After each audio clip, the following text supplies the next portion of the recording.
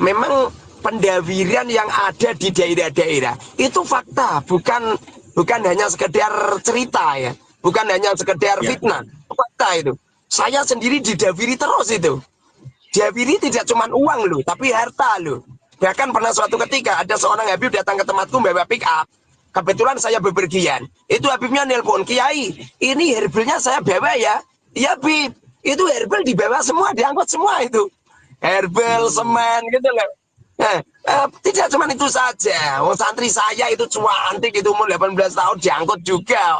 Nah, itu asli itu. Ini tidak fitnah. Jadi kenapa kok nyampe kiai-kiai di kampung-kampung ya kan? Kiai-kiai pondok mayoritas mengijakan bahwa Habib itu tidak dzurriyyah Rasul. Karena ucapan, sifatnya, perbuatannya memang jauh dengan apa itu? Memang jauh dari sifatnya baginda Rasul. Yang sifatnya Rasul itu wabil mukminina raufur rahim, sifatnya Rasul itu sayang kepada umat, sifatnya Rasul itu pemaaf, tidak pendendam, sifatnya Rasul itu apabila itu dikatakan ini itu beliau juga ridho ikhlas gitu.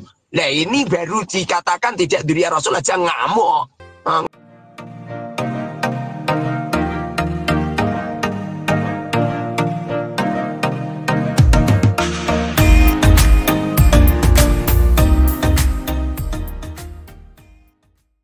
Baik, nah ketika Pak Kiai menekankan bahwa ini kan bukan soal individu semata tantangannya gitu ya, tapi keabsahan nasab secara ilmiah.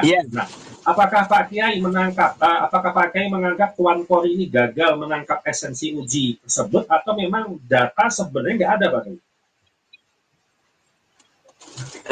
Ya, bismillahirrahmanirrahim. Jadi kenapa kok saya menuntut untuk menyodor hari kelahiran dan wafatnya Ba'alawi? Karena ini nanti dengan data ini akan terdeteksi, masyarakat akan tahu. Oh, letak pemalsuan di sini, letak penyangkolannya di sini, letak nggak benernya di sini gitu. Nah, jadi apa itu terdeteksinya seperti itu gitu. Tapi kalau apa itu nanti kok nyampe nggak ada, tidak ada yang nggak tahu semua, berarti positif. Data apa itu tentang kebenaran nasab Ba'alawi berarti tidak ada, palsu berarti. Ya. Ya, berarti jadi artinya memang Tuan Pori memang betul-betul nggak bisa menjawab, artinya KO lah gitu ya dengan apa yang disampaikan Pak Kiai gitu ya. Iya. Beliau bahkan mengatakan kalau kamu tanyanya tentang hari kelahiran dan wafat Ba'alawi itu mustahil gitu. Nah ini justru gara-gara kata-kata mustahil ini bukti bahwasanya data tentang Habib itu nggak ada berarti. Nggak ada, nyampe ke Rasulullah nggak ada. Karena mereka mengatakan mustahil. Kalau memang benar-benar mereka itu menjadi Rasul, pasti mereka itu data-data mereka ada. Sebagaimana data-data yang terjadi pada Rijalul Hadis. Rijalul Hadis nyatanya ada gitu. Ya kan? Rijalul Hadis seperti apa imam ini ada semua. Bahkan Syekh Abdul Qadir Jilani juga nyambung, ada hari kelahiran, ada hari wafat dan sebagainya gitu. Ya, mohon maaf Pak Kiai, itu videonya, oh ya kameranya agak kebalik ya, oke. Baik Pak Kiai, apa namanya, kalau kita melihat dampak yang sangat luar biasa Pak Kiai terkait tentang apa namanya doktrinisasi nasab mereka yang membuat publik itu juga terbelah menjadi dua. Apakah sebenarnya harus dilakukan ini Pak Kiai semacam apa? Riset lanjutan atau penelitian lanjutan, misal contoh bagaimana esensi pendawiran di masing-masing daerah sehingga apa yang disampaikan seperti Pak Kiai pernah didawirin sama habaib ini itu supaya terbukti secara ilmiah gitu loh. Atau mungkin seperti apa Pak Kiai? Iya, bismillahirrahmanirrahim. Memang pendawiran yang ada di daerah-daerah itu fakta, bukan hanya sekedar cerita ya, bukan hanya sekedar fitnah, fakta itu. Saya sendiri didawiri terus itu. Dawiri tidak cuma uang loh, tapi harta loh. Bahkan pernah suatu ketika ada seorang Habib datang ke tempatku bawa pick up. Kebetulan saya bepergian. Itu Habibnya nelpon, Kiai, ini herbalnya saya bawa ya. Iya Habib, itu herbal dibawa semua, diangkut semua itu. Herbal, semen gitu loh. Nah, tidak cuma itu saja. Oh, santri saya itu cuantik, itu umur 18 tahun diangkut juga. Nah, itu asli itu.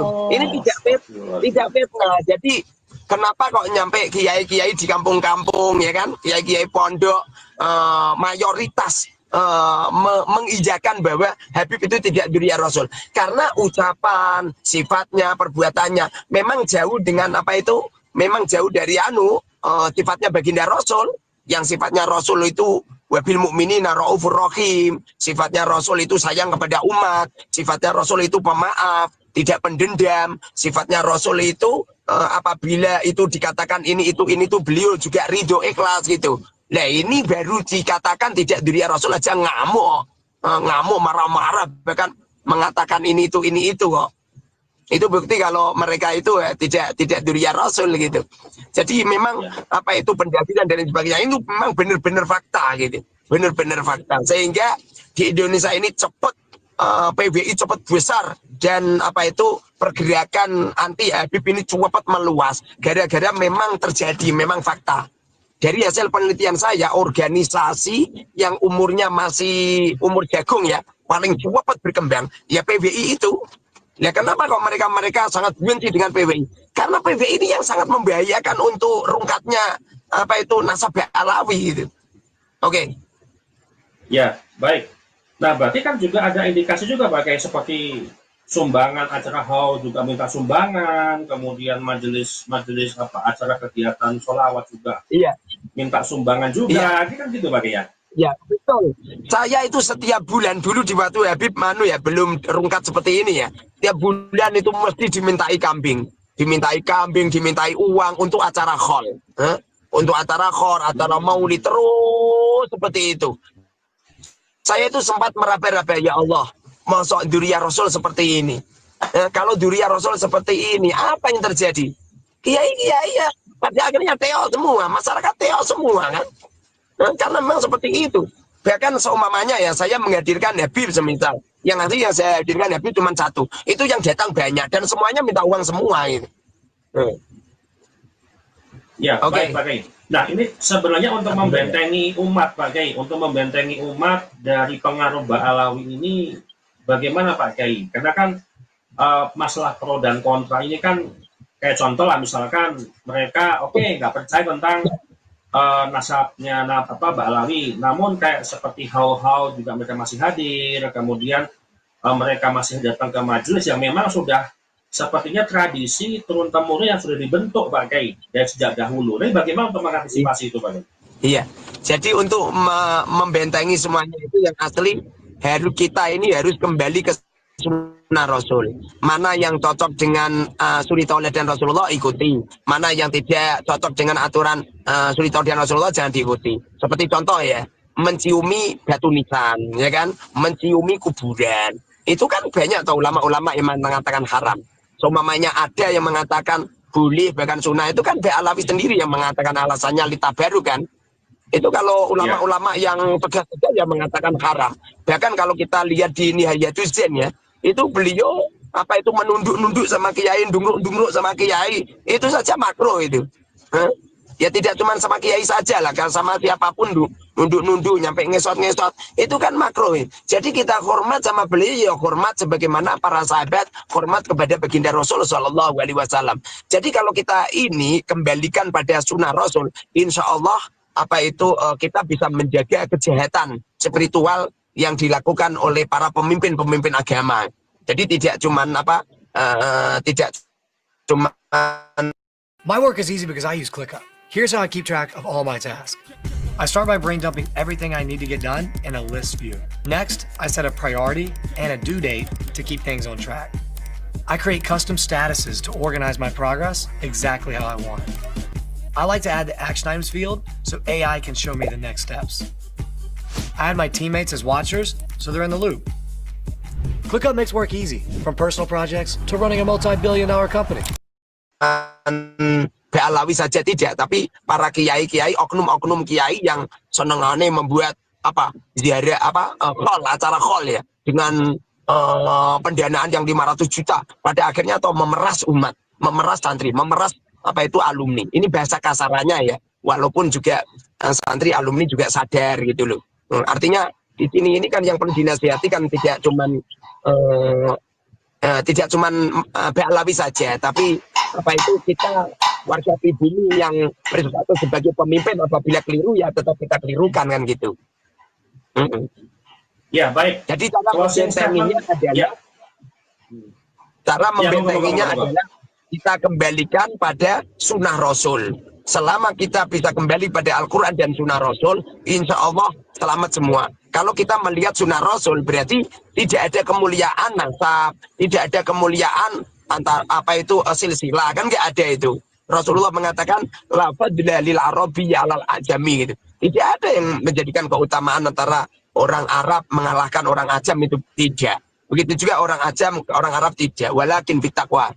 Yang asli kan ketakwaan. Kalau kita melihat di Al-Quran, makna daripada takwa itu ya wa iddatil muttaqin alladzina yunfiquna fis sarra wad dharra. Orang itu yang ahli takwa.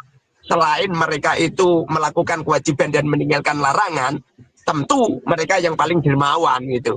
Nah, orang yang paling mulia adalah orang yang paling dermawan. Artinya, kalau Rasulullah adalah orang yang mulia, tentu Rasulullah adalah orang yang dermawan. Begitu juga anak cucunya. Kalau anak cucunya ini adalah terlahir dari darah suci Rasulullah, aku yakin anak cucunya Rasulullah juga dermawan semua. Sehingga apabila ada habib-habib itu, mereka dawi dari pintu satu ke pintu yang lain. Dengan berkedok maulid Nabi, dengan berkedok haul dan lain sebagainya. Jelas, itu nggak dari Rasul itu. Kalau tidak dari Rasul, bagaimana cara membentenginya? Masyarakat harus cerdas. Para ulama-ulama harus memberitahu. Nyampe ada seorang kiai paham tentang ini, kemudian mereka berdiam diri, tidak amar ma'ruf nahi mungkar, maka kiai itu dosa itu. Seperti saya tidak menyampaikan toh dosa itu. Oke. Ya, ini adalah pertanyaan Pak Kiai. Satu pertanyaan dulu deh untuk Pak Kiai ini, karena ada dari teman-teman kita ya. Pak Kiai, ini bagaimana para kiai-kiai atau ulama mendukung nisan palsu dihauli dengan khidmat bersama pribumi? Nah, itu bagaimana Pak Kiai? Bagaimana Pak? Ya, bagaimana para kiai-kiai justru ataupun yang mendukung Ba'alawi ini mendukung untuk haul-haul, bahkan haul nisan palsu yang juga dihauli dengan khidmat bersama pribumi. Ya, bismillahirrahmanirrahim. Bila mana kiai itu sudah diingatkan dan dalil-dalil sudah jelas semua, bahkan beliau sudah tahu bahwa dibalik semuanya itu adalah pembodohan umat atau pemalsuan umat, sudah tahu ya, kok beliau masih tetap, maka kiai itu termasuk dosa. Kenapa dosa? Karena beliau termasuk i'anah bil maksiat. Apa itu menolong kemaksiatan, mendukung kemaksiatan. Tidak ada orang yang mendukung dan menolong kemaksiatan kecuali mereka adalah orang yang maksiat itu.